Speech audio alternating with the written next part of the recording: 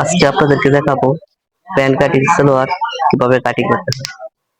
আমাদের pan cutting সালোয়ারটি 39 ইঞ্চি লম্বা হবে। এখন আমরা এখানে মোট কাপড় নিলাম 43 ইঞ্চি। তো কাপড়টি 4 ভাঁজে ভাঁজ করে নিলাম। আপনারা সেমনি ভাবে ভাঁজটা করে নেবেন। আমি উপরে এলাস্টিকের জন্য 2 ইঞ্চিতে একটা মার্ক করে নিলাম। এখানে 2 ইঞ্চি টাকা রাখলাম এলাস্টিক, এখানে এলাস্টিক হবে। এখন আমরা পাড়ের মাপটা নিব। এখানে আমি 16 ইঞ্চি নিলাম, যেহেতু এটা বড়দের তাই 16 ইঞ্চি নিলাম। আপনারাও সাইজ অনুযায়ী 16 ইঞ্চিতে শুধু একটা মার্ক করে দিলাম। এখন আমরা হায়ার মাপটা নিব। হায়ার মাপটা নিতে গেলে এলাস্টিকের জায়গাটা বাদ দিয়ে তারপর নিতে হবে। হায়ার মাপটা 15 ইঞ্চি নিলাম, যেহেতু এর নিচে আবার পলি কাপড় হবে এক্সট্রা বুঝার জন্য। যদি পলি কাপড় না হতো তাহলে 14 ইঞ্চি নিলে হতো হায়ার অংশ। এখন মোট লম্বার অংশটা নিব। লম্বাটা আমাদের 39 ইঞ্চি, যেহেতু প্যান কাটিং সালোয়ার তাই নিচে আবার 2 ইঞ্চি এক্সট্রা যোগ হবে, তাই আমি এখানে 37 ইঞ্চি নিলাম।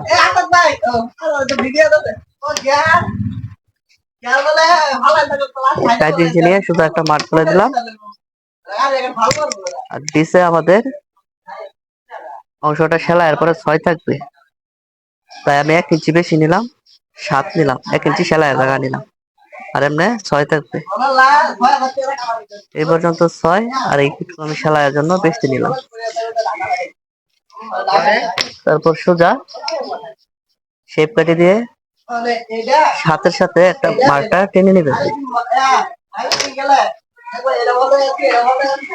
আমি যেভাবে দেখাচ্ছি আপনারা সেম এভাবে কাজটা করবেন।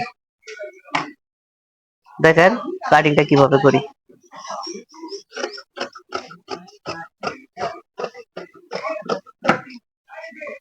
এখান থেকে আমি আবার নিচে এক্সট্রা কাপড় নেবো, এটা থেকে বার করবো।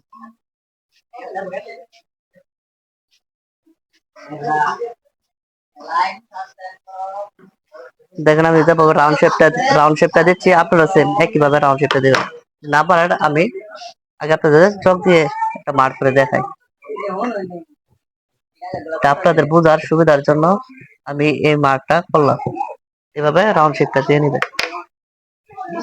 আপনাদের বোঝার জন্য এই রাউন্ড শেপটা আমি দিলাম।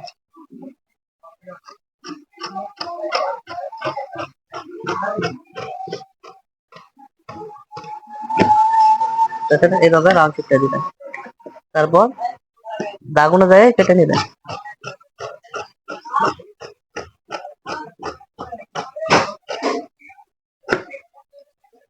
যেহেতু প্যান্ট কাটিং সালোয়ার, তাহলে আমাদের এই সাইডটা আবার আরেকটা কাটিং করতে হবে, খুলে ফেলতে হবে।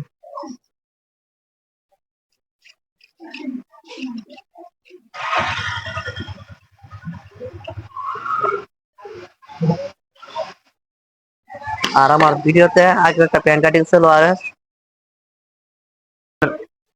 ভিডিওতে আইডির মাঝে আগে একটা প্যান্ট কাটিং সালোয়ারের সেলাই দেওয়া আছে, আপনারা দেখিয়ে নেবেন প্যান্ট কাটিং সালোয়ার কিভাবে সেলাই করতে হয়।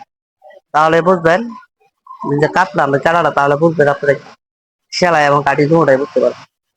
আর এখন আমি নিচে যে 2 ইঞ্চি জায়গা বাদ দিচ্ছিলাম, সেই 2 ইঞ্চির কাপড়টা এটা কিন্তু ডাবল বাজে হবে, 2 বাজে হবে।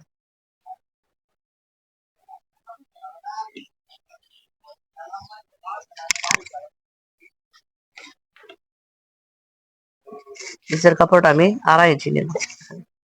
সেলাই টেলাই পাতে আমার 2 থেকে 2 ইঞ্চি টিকবে। আপনারা সাইজ অনুযায়ী নিয়ে নেবেন। যদি বড় সালোয়ার হয় তাহলে 2.5 ইঞ্চি নেবেন, আর যদি ছোটদের হয় তাহলে 2 ইঞ্চি বা 2 ইঞ্চি নিতে পারেন। 2 এনে নিচে নেবেন, তাহলে সালোয়ারটা দেখতে সুন্দর দেখা যাবে।